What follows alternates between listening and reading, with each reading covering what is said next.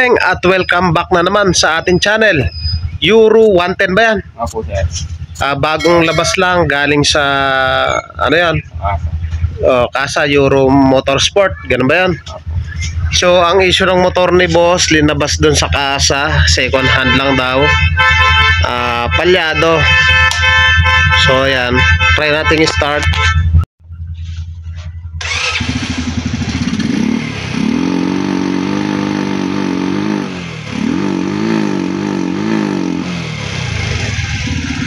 Kung mapapansin yung mga padreng, ayan o, start play natin, namatay.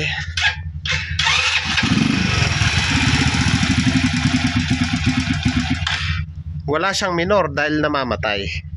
So isa pa.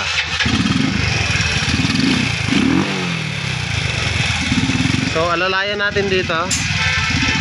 Alalayan natin.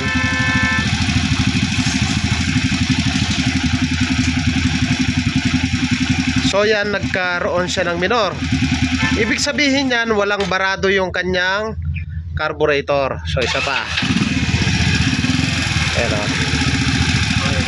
So ibig sabihin, hindi barado yung kanyang carburetor. Biritin natin.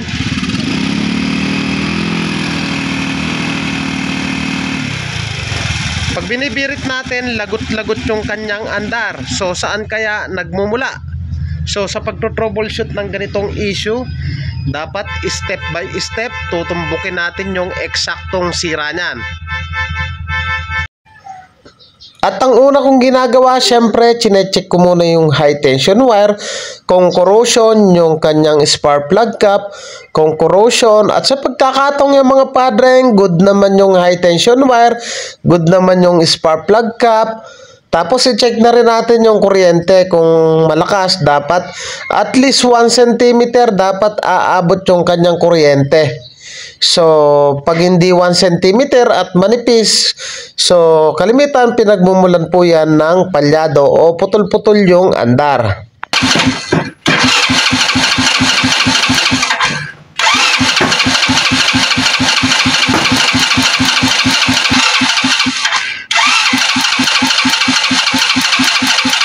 At sa pagkakataong yan mga padreng, manipis yung kuryente, putol-putol, kailangan mo pang itutok para lang umandar. So pag ganyan, ang sinusunod ko dyan i-check yung kanyang CDI.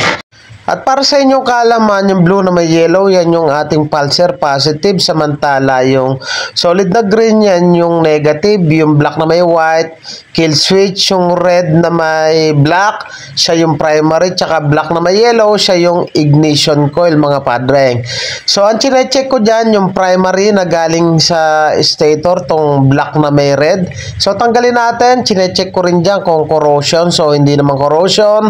I-check natin, suotan natin ng wire itong black na may red, galing ito sa stator. I-check natin kung maglalabas ng malakas na kuryente kasi itong motor ni bossing na to ay primary type, Euro 125 yata to. So tadyakan natin, dapat to mag-i-spark ng malakas kapag pinapadyakan o ini-start dito sa push button.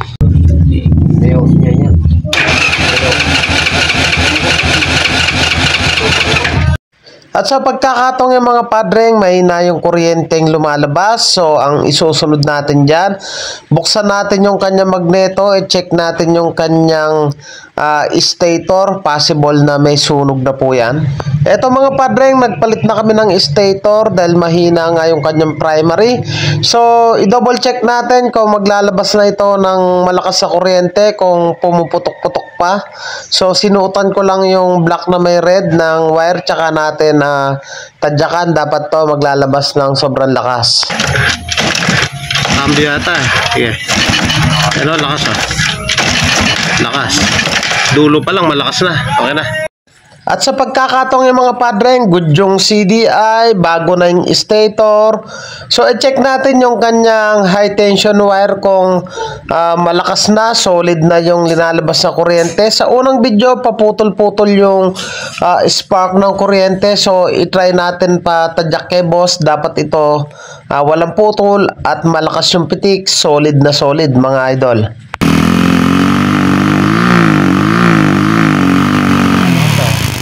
At sa pagkakataong yung mga padreng, nagsolid na yung kuryente pero pag binibirit namin, palyado pa rin.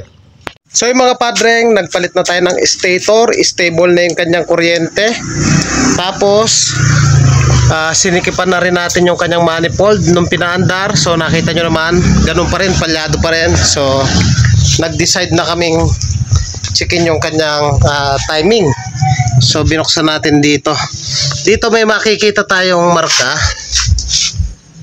Dito, pakitagilid mo nga. Ayan, ito yung marka natin, oh. Ayan, ito yung marka. Yung timing nasa baba. So ayan, oh. Halos kulang siya. So try nating pihitin yan.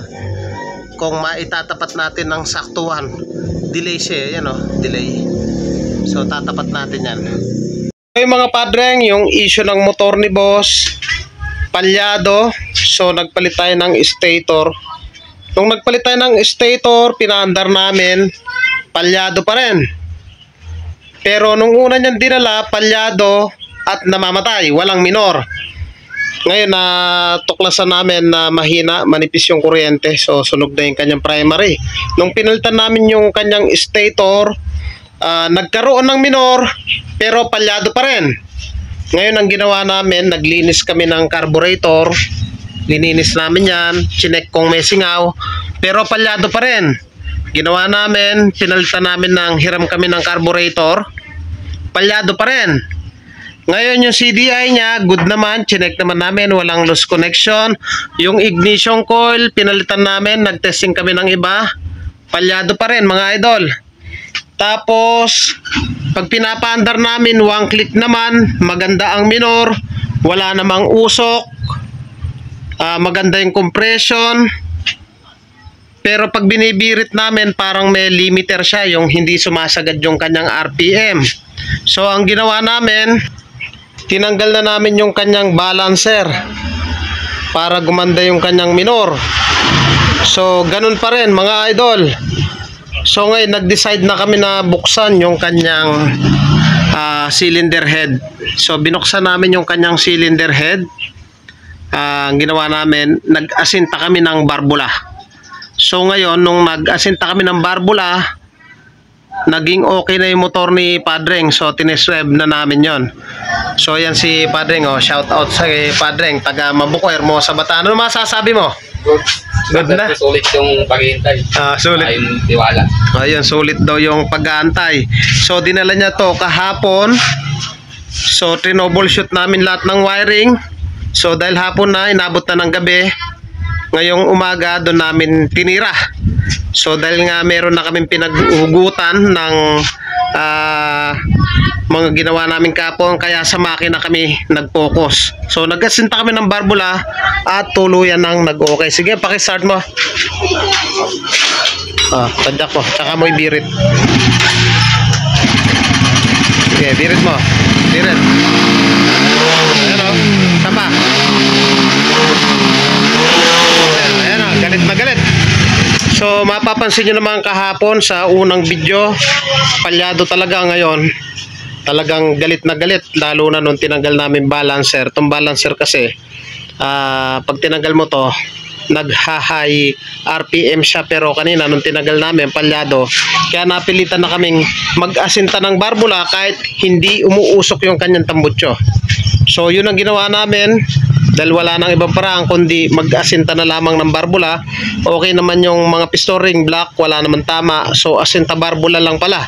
So mga padreng, kung nagustuhan nyo yung ganitong tutorial at bago ka pa lang sa akin channel, huwag nyo pong kalimutan na paki-like, paki-subscribe at paki-hit na rin po yung notification bell para updated po kayo sa mga videos na ilalabas ko. Thank you po sa inyo, God bless at mabuhay po kayo.